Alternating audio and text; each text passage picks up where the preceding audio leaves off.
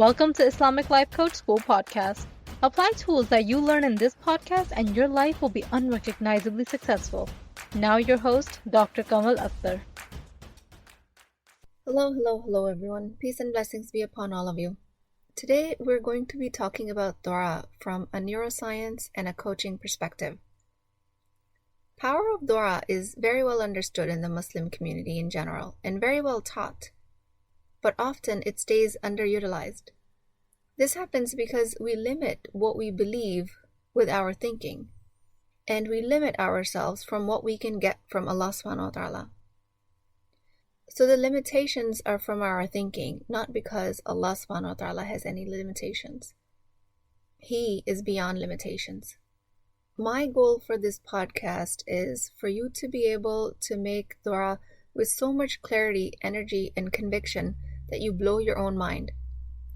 And today's podcast is going to be about finding that certainty. When I mean energy, conviction, and clarity, I mean your thoughts are in line with your feelings. You are believing the language with your mind and with the feelings in your body, and then making dua. And you do that by CTFAR: circumstances, thoughts, feelings, actions, and results. Everything in life happens in one of those 5 categories. It always happens in that order. Circumstances outside of you do not cause your feelings, like stress or uncertainty. Your thoughts do. You have to create a clean energy and alignment when you take the action of making dua. Adjust the language in your mind until you find that conviction, that complete belief that Allah will answer that dua. Again, by alignment, I mean actions match the thought and the feelings. Circumstances can be anything in your life. It could be easy circumstances or difficult. A child with autism, constant misunderstandings in the marriage, being in a difficult financial situation. In all of these circumstances, you could be making dua, meaning you could be taking action. You could be asking for a cure for your illness, or you could be asking that your child be a successful, independent citizen. You are asking for blessings in the marriage, or asking for wealth. All of these duas are actions that you are taking. I have spoken about creating clean models before, which again just means that your actions are in line with the thoughts and the feelings. In this case, your actions of making dua is backed up by your complete certainty and belief in Allah, that He will answer that dua. You are not in a clean model if you are suppressing or harboring any emotions secretly and making dua despite of them. Like in a case of a dua for health, you are making dua, but you are secretly believing it cannot happen. You cannot afford the treatment. You live in a rural area, and the treatment options are not available to you. You have disappointment and sadness being harbored, but you are taking action by pushing against them. So when it comes to CTFAR, circumstance is the diagnosis, and action is making dua. The thought and the feeling does not match the action. You do believe at some level that Allah can answer any dua, but you're being realistic at the same time. You're pushing against disappointment. This is what we have to clean to create an alignment when we make dua. People say my duas are answered better when I'm in a test, when I'm cornered by a difficult circumstance in life. I find deeper, more meaningful connection with Allah when I'm in despair. That is the language I usually get. They tell me my dua comes from a deeper place, more meaningful place when I'm facing a difficulty. But I question this whole premise. Of course, you need power of emotions to make a connection with Allah, to make it more meaningful. But do they always have to be negative emotions? Have you ever tried making dua from true gratitude? When you're not in victim mentality? When you're not in despair? Who says that duas from negative emotions are more accepted than duas from positive emotions? Allah subhanahu wa ta'ala says, duas require sincerity. Nowhere does it say that your dua will be accepted when you are only in the lowest and low of life. Replace worry with certainty, grief with love, and practice making dua from this level of energy. It takes creativity from your mind to be able to do it, but it can be done. And in my opinion, it should be done. only because the societal message that we usually get, and usually from traditional scholarship as well, is that you will find more connection with Allah when you're feeling low, downtrodden, and feeling beat. I have heard scholars say that there's an intense emotion behind dua when you're going through a collapse. And of course there is emotion behind that kind of a dua, because you're experiencing a discomfort, a negative, difficult emotion. And it is right, you do need intense emotions to escalate the power of your dua. But those intense emotions can be positive also. Consider making dua from serenity, appreciation, deep regard, and your prayers will be unprecedented, I promise you. This suggestion that you make better duas when you're in despair is a type of a colonized thinking from a victim mentality. A human brain is wired to find things wrong. It remembers negative emotions much better, and culture has made it mean that it is the only place to make dua from. Like a millionaire enjoying wealth cannot make dua until she loses a fortune in stocks. Maybe, just maybe, she can make dua in complete wonderment that she was able to create wealth from the will of Allah. Maybe she doesn't have to hear bad news to be in remembrance of Allah. Maybe she can just remember Him in her walks, in her private gardens. Imagine that, and practice it. This is life-changing, I promise. So at one level, we're trying to find alignment, trying to find thoughts and feelings that are in line with our actions of making dua with complete certainty. And we are saying that we can do it from positive emotions, not just with negative emotions. So can't alignment just come from positive emotions? Does it have to be always negative? Let's say you've been asking duas from a place of fear, like a fear of hell, or being afraid that you'll never have a child, or being afraid of loneliness in the future. The answer is, of course you can. You can be in total alignment with negative emotions and make intense duas. And this, like I said, is what is actually commonly taught. But you can also be in alignment with positive emotions. In cases like the example of fear I gave you, admitting that your thinking is causing your fear, fear of poverty, loneliness, fear of a bad future, and then making dua from that place of fear is totally in alignment. Remembering, my thinking is causing this fear, despair, anxiety, and the like, and I'm turning to Allah to take care of me in this situation. You can create negative emotions and create alignment to make the dua, but keep the ownership of your emotions. You can be totally aligned in negative emotions and understand that you rely on Allah to take care of you. But what I am saying is that you can totally be aligned in positive emotions and make intense dua and be relying on Allah to take care of you. Allah subhanahu wa ta'ala looks for sincerity of emotions. We are taught that sincerity in emotions can only be found when you're feeling uncomfortable emotions, because they feel more intense somehow. But again, that is a cultural narrative.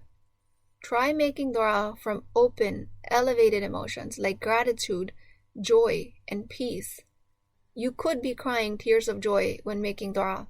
Yes, you might have found evidence that you are making more powerful dua when you are in a fight with your spouse and stressed and frustrated about the situation. You fall in sajda in dua because you want a blissful marriage. You are in prostration asking intensely for this to come true. And also understand and don't underestimate the power of dua that you make while you're feeling a deep connection with your spouse. Experiencing intense love and security and the bliss of your marriage can be a source of making dua. And trust you me, I know how intense and powerful duas are when you're feeling a negative emotion. It happens to me all the time.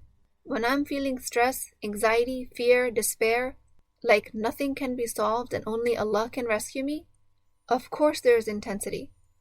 But again, all of this is taught from a limited place because all humans have a tendency to fixate on the negative more. That's our brain's natural wiring.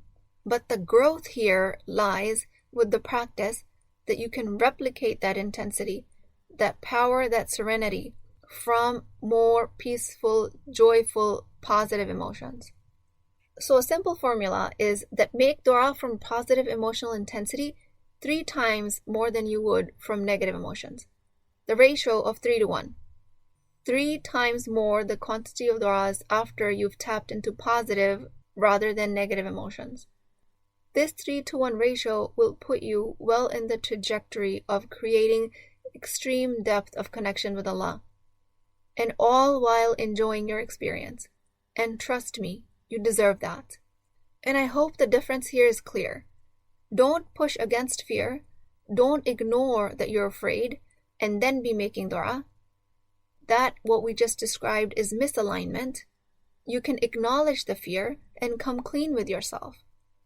That way you at least have a chance of understanding that Allah is bigger than any fear, even if your brain is generating it. Make du'as from either positive or negative emotions, but increase your effort of making sincere du'a from positive emotions 3 times more, and then watch your life completely change, inshallah. When someone says to me, I really love that khushu, that peaceful connection in my prayer when I'm going through a hard time, I think to myself, they should really try this with other flavors, like the flavor of pleasure, pride, amusement. You can totally create khushu, the peaceful, deep, meaningful connection in your prayer from positive emotions. So I'll give you some more examples to create clarity around this subject and create more contrast. Like language in your head could be, you haven't found a nice guy to marry yet, and you feel hopeless. Versus, I have so far have been saved from a toxic marriage. My studies are taking too long to finish. Versus, I'm taking my education at my pace. Or, I'm 60 years old and too ill to play with my grandchild. Versus, I'm alive to see my grandchild. All of these different contrasting thoughts will create different feelings. I want you to turn the ratio of du'as to 3 to 1. 3 times more du'as from positive emotions for 1 du'a that you make from a negative emotion. So I challenge you to create intensity in your du'a from positive emotions. That is not a limitation put on us by Allah, that we only have to ask Him when we are lacking something. We are encouraged to make constant du'a, constant remembrance. And please do it from experiencing life to the fullest. So an objection might arise, how am I supposed to do that when I'm in a really desperate situation? And I will say, even if you're in the most desperate of situations, making dua with the thinking that you have the freedom of thought. You are able to think about your own thinking and feeling. You can separate yourself from your entire experience if you wanted, just by observing it.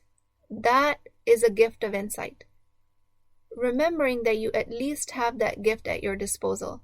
And if nothing else, you have your thinking. In any situation, you can approach it by positive thinking. And sometimes you might not want to, and that's appropriate and okay. And I respect that. But I also acknowledge that there's always another side to the story that your brain hides from you. Try making dua from the emotions of awe, wonderment, and certainty. What kind of thoughts it will take for you to create certainty behind your action of dua? In a hadith reported by Abu Huraira radiallahu anhu in Al-Tirmidhi, and the grade of this hadith is Hasan, meaning fair, the Messenger of Allah, peace be upon him, said, call upon Allah with certainty that He will answer you. Know that Allah will not answer the supplication of the heart that is unmindful and distracted. All we are asked to do is find clarity behind our internal environment. Find mindfulness. And you can do that by tracking what you're thinking. Find what that thinking is making you feel, and then make dua from that alignment. Since we always up-level your game in this podcast, see if you can make du'as from positive thinking and feeling, and practice that over and over again. Stop listening to when people say about how moving of an experience they had while they were feeling extremely desperate. That's because that's all they've practiced their entire lives. You have my permission to ignore them. Or you can tell them about this podcast. That might be a better choice. We can obtain significant connection from positive emotions. We just need emotional energy. It does not have to be desperate emotional energy. So some practical steps again as to how to do that. One way to uplevel your dua from positive emotions is to live your life by looking beyond the obstacles, not by just looking at them. Again, the brain hyper-focuses on what has gone wrong. Try and remind yourself, how will things look when duas are answered? When your troubles are over? When things are actually working out? And borrow those emotions. Borrow beliefs from the future self by asking, what would your life look like after this calamity is over? What would your future self say then? To harness that belief, that complete thought and feeling pair, that alignment, you have to envision yourself after the test in life is over. And for that, you have to step out of your fear and the resistance of the test. You have to accept it as neutral, and you have to look beyond it. Our brains are programmed to create massive problems around little problems. If you've tapped into alignment of the future self that has come out of the test as a stronger person, you can borrow that gratitude and her belief system from the future and make dua now. Plus, another way to tap into alignment is to look into your life where your duas have already been answered. Gather evidence of what is possible, of what has been made possible by Allah in your life. This helps you set aside that fear that your lower brain is creating so that you can then make dua from a genuine place. Scan your life and see what dua that you made has already been answered. Sometimes as an exercise, I ask my clients, what are the top 10 things you want to make dua for? And that list always contains the things they don't yet have. Then I ask them to include things in that list that they once made dua for and they've already been granted that. So you alternate the list. List one thing that you want, that you actively making dua for, and list the next thing that you once made dua for and you've already been granted that dua. Using this alternating method, list 10 things in your life. That will expand your ability for gratitude immensely. From this exercise, you will realize how much power of dua has already been manifested in your life. For all of these methods, of course, you have to gain the skill of basic emotional intelligence. If you don't know what's in your heart, it will be hard to visualize what lies beyond the obstacle. It will be hard to make a shift from negative to positive when you're not in tune with your body. Also, sometimes what happens is after we achieve what we want by hard work and showing up in life despite the discomfort, we have the tendency of forgetting that at some point we were making dua for this. May Allah subhanahu wa ta'ala protect us all from this kind of forgetfulness.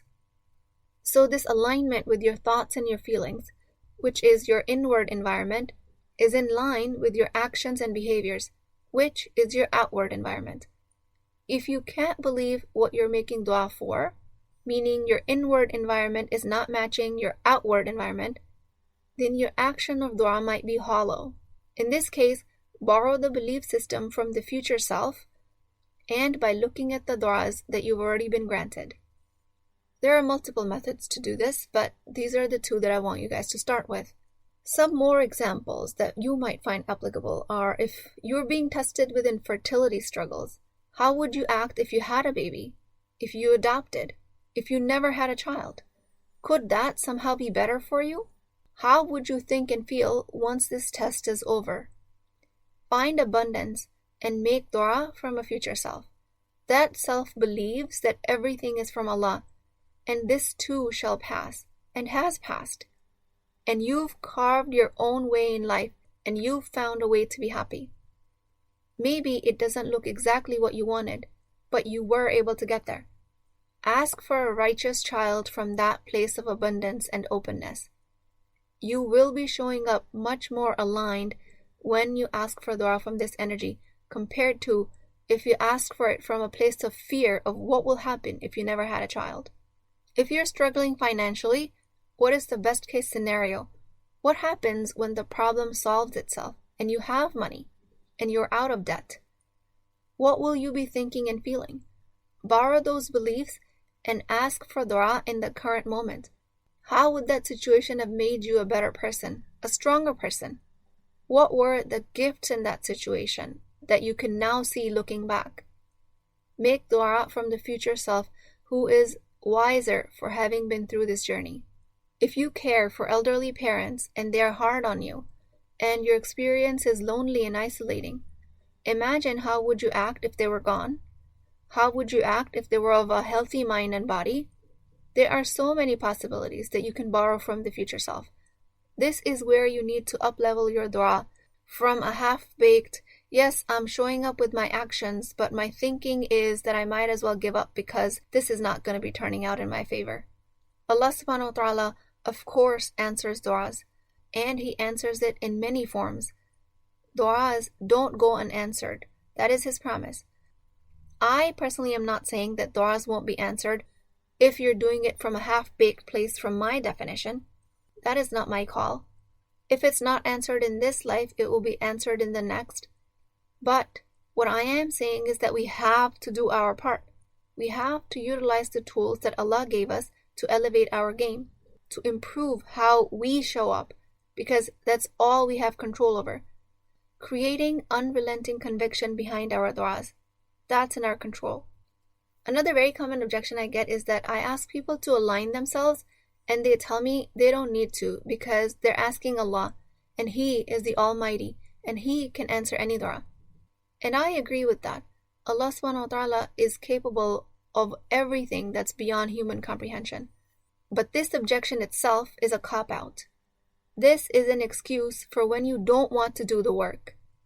The work of having deep faith and having created unshakable belief, a belief that is unblemished. You have to put that work in to achieve that level of alignment and faith. Ask Allah while harboring fear and scarcity and despair is a cop-out. It's the lazy way. It's like saying, I don't want to do the work and then complaining that it didn't work. For me, I practice this in my daily life. And when I don't, I make sure that I come back to aligning myself before I make a dua. And my biggest dua is that I want to be the answer of other people's duas. No matter your situation, I hope this message finds you, and I pray that I'm able to help someone out there with this work. I will keep you in my duas, and I ask you to do the same for me. Get coached if you don't know how to get out of your own way in creating mind-blowing duas and having unblemished conviction behind them. You can schedule a free consult on my website. I will leave a link in the show notes. With that, I pray that, O Allah, all merciful, that I'm able to remember all the wonderment of your miracles.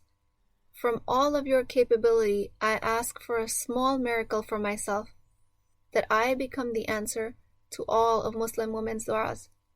I pray from gratitude of all that you've granted me. I pray for strength so I can become an example for doing the impossible. From extreme joy, I ask that I'm able to share this knowledge with the masses with ease and flow and grace. O Allah subhanahu wa ta'ala, grant Muslims a supreme understanding of this religion so they can then overcome any colonization or abusive power.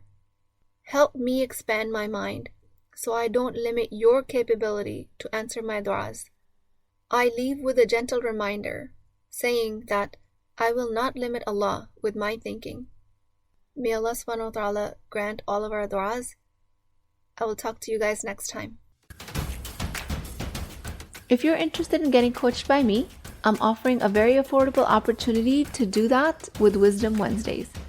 This is not a course, not a lecture. This is an opportunity for live coaching, real change with Islamic adab and etiquette. You do not need more information. You actually need a space to create change. At $19.99 a month, which is the price of takeout dinner, you as a Muslim woman will create confidence, intimacy, and connection without shame or fear of judgment, because your privacy is my highest priority. So join at www.islamiclifecoachschool.com, resources, Wisdom Wednesdays. I'll see you inside, inshallah.